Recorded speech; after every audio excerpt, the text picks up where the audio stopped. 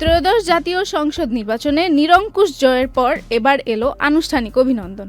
বাংলাদেশ জাতীয়তাবাদী দল বিএনপির চেয়ারম্যান তারেক রহমানকে শুভেচ্ছা ও অভিনন্দন জানিয়েছেন অন্তর্বর্তীকালীন সরকারের প্রধান উপদেষ্টা ড.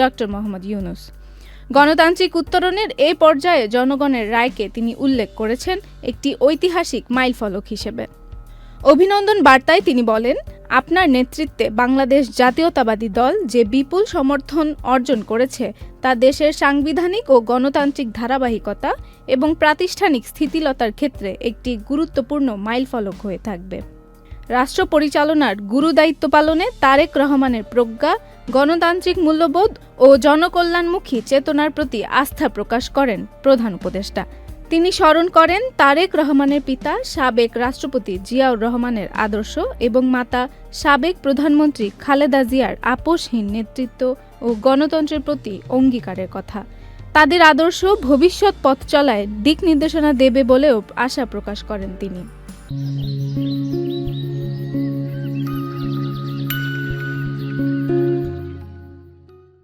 প্রধান উপদেষ্টা বলেন, বাংলাদেশ এখন বৈশ্বিক পরিমণ্ডলে নতুন সম্ভাবনার দ্বারপ্রান্তে।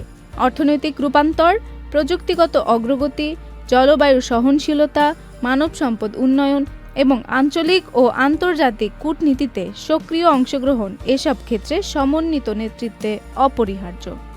একই সঙ্গে অন্তর্বর্তীকালীন সরকারের দায়িত্ব পালনের সময় তারেক রহমানের সহযোগিতা ও গঠনমূলক ভূমিকার জন্য ধন্যবাদ জানান প্রফেসর ইউনূস।